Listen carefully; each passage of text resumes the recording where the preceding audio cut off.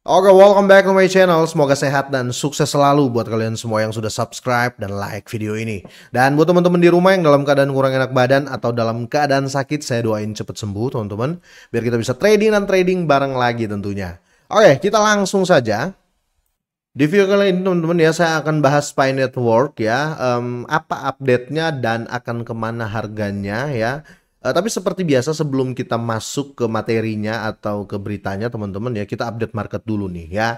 Bitcoin akhirnya terjadi koreksi dalam 7 hari, tapi di sini nggak banyak teman-teman ya, 0,33%. Dan kalau kita lihat harga Bitcoin itu masih sangat bagus. Kenapa? Karena masih bertahan di atas 90.000, tepatnya di 94.700-an ya. Sedangkan Ethereum teman-teman ya masih grow up dalam 7 hari 1,10% ya. Di sini 1800-an. Oke, untuk XRP dan lain-lain masih minus teman-teman ya. Ingat Bitcoin domination itu sangat-sangat penting, apalagi untuk di sektor memes ya atau di meme coin ya. Ini sangat-sangat berpengaruh karena kebanyakan ya meme coin ini menjadi tumbal. Kenapa saya bilang seperti itu? Jadi ketika orang sedang trade di future ya, mereka trading Bitcoin atau altcoin lainnya ya, dan mereka ngehold Shiba mungkin atau Pepcoin atau Dogecoin, ketika hampir menyentuh likuidasi atau ya hampir hampir MC ya, hampir margin call ya, mereka biasanya menjual aset-aset meme coin dan tambah margin ya biar liquidnya makin jauh. Biasanya seperti itu sih ya. Itu kenapa selain Bitcoin domination atau dominasi Bitcoin bisa juga dijadiin tumbal sebagai margin untuk meme coin ya. Jadi kalau kita lihat penurunan yang terjadi di Bitcoin ya, itu bahkan apa ya, bisa menambah penurunan di meme coin, kira-kira seperti itu. Tapi bukan berarti setelah terjadi penurunan ya semua sudah selesai, no teman-teman ya, karena ingat ini cryptocurrency ya, memang fluktuatif ya. Berbeda kalau kita berbicara saham, ada reject bawah reject atas ya. Kalau saham ya 35% terjadi penurunan ya otomatis dia close ya, di close langsung oleh brokernya ya, kira-kira seperti itu ya. Kalau kripto ya kamu mau minus 1000%, 600% nggak di RB ya, nggak di reject bawah ya, kira-kira gitu. Itulah sangat resiko untuk cryptocurrency bagi teman-teman masih pemula terus main di future ya. Oke, selanjutnya ya, market cap atau kapitalisasi pasar untuk overall crypto ya. Per video ini saya buat ini sebenarnya ada kenaikan 0,21% ya, tepatnya di 2,96 triliun ya. Dan Bitcoin domination masih sangat tinggi di 63%. Ethereum dominasi ya hanya sekitar 7,5% ya, kira-kira seperti itu. Nah, di sini kita akan lihat ya, Pi Network ini ya teman-teman ya, ini dalam 24 jam terakhir terjadi penurunan 1,12%, dan dalam 7 hari terakhir ini ya cukup tajam, hampir 4% penurunannya.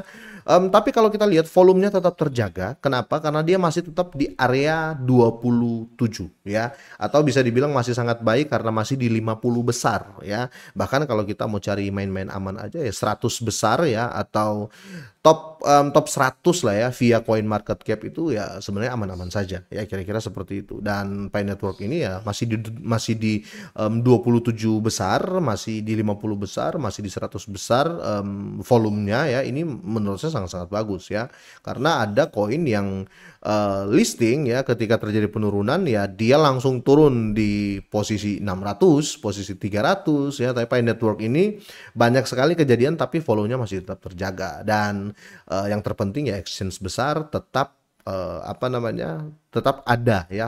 Network biasanya kalau hype aja ya selesai listing ya di delisting, karena ada beberapa proyek yang ketika di listing harganya jatuh terus ya, dia di delisting ya, atau dikeluarkan dari exchange tersebut. Tapi untuk saat ini Pi Network masih tetap kuat ya. Itu yang jadi pegangan sih buat para pionir ya, biar kalian tahu kira-kira seperti itu ya. Di sini ya, volume 24 jam memang terjadi penurunan 41,63%. Tapi untuk saat ini Pi Network ini tetap bertahan, sekali lagi ya, tetap bertahan di posisi itu karena volumenya itu susah dicungkil oleh pesaingnya yang ada di bawah, kira-kira seperti itu. Dan kenapa seperti itu ya, kenapa terjadi penurunan volume, kenapa terjadi penurunan harga, yang kita tahu sebenarnya ya, total supply saat ini teman-teman, dan supply maksimum itu teman-teman sudah eh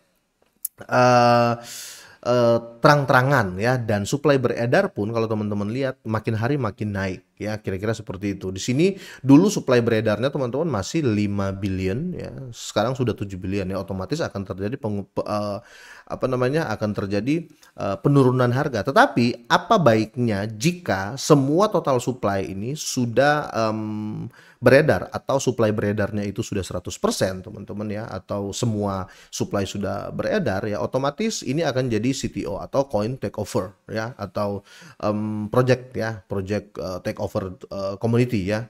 Kalau sudah seperti itu ya akan seperti Bitcoin, akan seperti Shiba Inu, akan seperti Pepcoin, karena sudah nggak ada yang dipegang oleh tim dan developer ya, kira-kira seperti itu. Intinya proyeknya masih sangat-sangat jelas untuk Pi Network ya, kira-kira gitu. Dan kalau kita lihat ada berita di sini, berita pertama ini terobosan baru dari Pi Network. Mereka ekspansi dompet mainnet tanpa migrasi penuh. Kalau kita lihat di sini, ini postingan langsung dari Pi Network ya. Kita coba lihat dan kita akan update sedikit lah ya, isinya seperti apa ya. Kayaknya kita harus translate biar tidak salah paham ya. Oke, di sini fitur-fitur yang baru dirilis memungkinkan lebih banyak orang terverifikasi untuk memiliki dompet mainnet ya, guna berpartisipasi langsung dalam utility mainnet. Dan kalian bisa pelajari selanjutnya di sini, teman-teman. Dan fitur aktivasi dompet mainnet kini tersedia untuk individu ya, atau tiap orang, tiap pioner yang identitasnya diverifikasi KYC tentunya, teman-teman ya. Termasuk jutaan pioner yang telah melakukan KYC ya, atau know your customer ya, secara penuh dan tentatif. Hal ini membuka blokir berpartisipasi mereka ya dalam dan memperluas penataan ekosistem Pi mainnet, termasuk interaksi langsung pada blockchain mainnet, aplikasi Pi ya, dan perdagangan lokal dan acara seperti lelang domain ya, .pi, kira-kira seperti itu. Jadi banyak sekali perkembangan-perkembangan atau ekspansi lah ya, pengembangan-pengembangan yang dilakukan Pi Network. Jadi ini bukan kaleng-kaleng teman-teman ya, bukan seperti proyek lainnya yang setelah dibuat di listing ya sudah ditinggalin developer atau tinggalin tim. No, ini tetap di build up sama mereka. Jadi ada keseriusan di sini ya.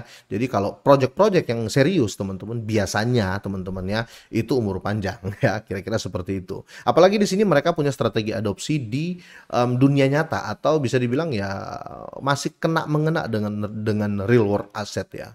Kira-kira gitu. Oke, di sini Pi Network sedang mengeksplorasi dengan KYC ke pihak ketiga ya, yang dipercaya untuk mempercepat proses onboarding dan skalabilitas ya. Langkah ini sejalan dengan tujuan mereka untuk adopsi global di dunia nyata ya. Kemarin kalau saya nggak salah ya, orang-orang itu yang masih terpilih di beberapa negara sudah bisa mengakses atau mining poin ataupun koin Pi ini secara offline, karena mereka langsung satelit ya, kira-kira seperti itu. Nah, ini sangat-sangat bagus teman-teman ya, dan mereka ini ekspansi lagi. Dan kalau kita lihat di sini, strategi ekspansi proyek ini termasuk membuat token Pi ini dapat diperdagangkan di platform seperti OKX, KuCoin, Bybit, dengan harapan akan terdaftar di bursa besar seperti Binance dan Coinbase ya. Ini yang saya tunggu, Binance, Coinbase, dan satu lagi Robinhood ya. Biasanya kalau listing bareng Binance, Coinbase, dan Robinhood teman-teman, itu ledakannya gila banget atau kenaikannya gila banget, pasti naiknya tinggi, kira-kira gitu. Dan di sini dukungan komunitas juga untuk percepatan Pi di Binance menunjukkan momentum yang kuat dan potensi untuk adopsi lebih luas ya dong, karena semakin banyak pasar ya semakin banyak orang yang membeli, kira-kira gitu ya. Dan koin Pi Network ini diperdagangkan sekitar 0,58, menunjukkan penurunan sebesar 1,1% dalam 24 jam terakhir. Tapi untuk per kali ini teman-teman ya, harganya itu sudah berharga di 0,58 ya, 0,58 ya. Kalau di sini kemarin ya di masih 0,58. Jadi masih sideways dalam 24 jam terakhir. Dan kalau kita lihat di sini, semoga ini ekspansi yang akan bikin Pi Network itu makin menggila. Karena ingat ya, di berita ini mereka akan target untuk ke Binance dan Coinbase. Menurut saya ini bisa sangat-sangat bisa terjadi ya. Mereka listing di Coinbase dan Binance ya. Saya berharap sih sekalian ya di Robinhood ya.